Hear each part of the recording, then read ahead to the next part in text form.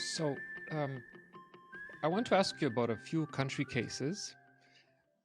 But before that, just wanted to set up the question with just a bit of information. So, our focus, of course, is fragility and conflict, and you've alluded to already to some of the critical challenges that are happening in these countries. But for the benefit of our listeners, so according to the World Development Indicators, if you are born in a fragile state today, your life expectancy is about 61. If you're born in a high-income country, it's about 81. You mentioned the children who crash on their way to school. So about 20% of the population in these countries is undernourished. 60% has access to energy only, compared to 100 or 90% in middle income and access to electricity.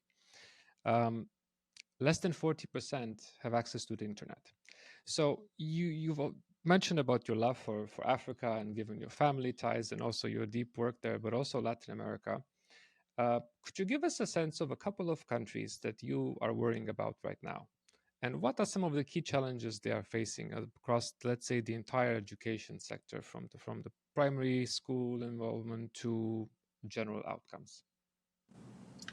Well, I think that there are actually there are some threats to education that doesn't come from education, in a sense that the first thing is this like false dichotomy that I often witness about the fact that there is a separate climate change agenda and then there is a separate poverty reduction agenda, which includes education and service delivery in general, as if the two things didn't connect, or as if ultimately the recipient of a better world and better services weren't to be the same individuals.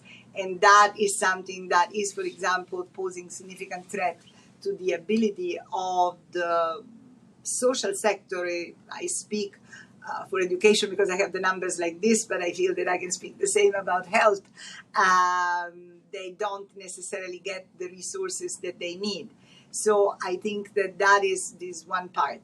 The second is that, a lot has been done on education. I am not one of those persons that continuously bashes the work that has been done in the past 40 years.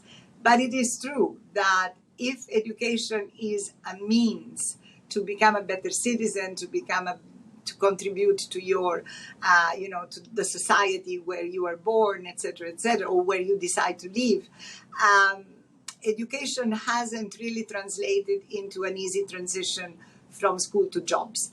And I think that a lot of that is a result of the fact that the curricula were a little bit obsolete. They were, in some cases, carbon copies of what the country's elite saw as, the curricula in the former colonial power. For example, I think about, all the work that needs to be done in curricular change in the Sahel, for example, just to speak about an area that is particularly fragile, etc., etc. So the reality is that, and then the fact that, it's a unique situation where those who are the end users of the product of the education sector, i.e. the employers, do not talk to the producer of the curricula, and that creates a complete disconnect. When I was, preparing a higher education project in Nigeria about 20 years ago, I decided to start with interviewing business people rather than education people.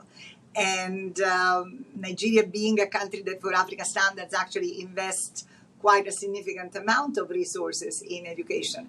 And they were telling me, I need to interview 9 engineers before I find the one that I feel comfortable hiring, because the first 9, they just don't have what it takes. Still, these are people that have gone through a formal graduation process, that have completed their course, etc., etc. So there is something in the system that doesn't really connect with what you want the system to produce, which is people that are immediately employable and ready to contribute.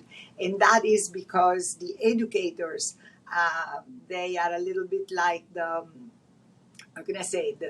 Brahmin of the sector. They don't necessarily connect with people outside of the sector and get inputs from them. I think that that is something that we are seeing now that is absolutely important, that we create that connection. And so I think that lots of people also got dissatisfied and unhappy with the sector because families, poor families or family marginally poor, they had made big sacrifice to send their children to school in the hope that that was going to be the springboard to a better life, to a better job, to a better future. And they see that their children come out of the school and nothing happens. They cannot find employment, and that is really a disheartening condition for everybody, but particularly for people that have really made an effort to make sure that that would happen. So all that, I think, needs to be changed. And of course, the situation is not made simpler by the fact that the world of jobs is changing so fast and so dramatically now that it really requires a continuing adjustment of the kind of things that we are teaching kids in the school.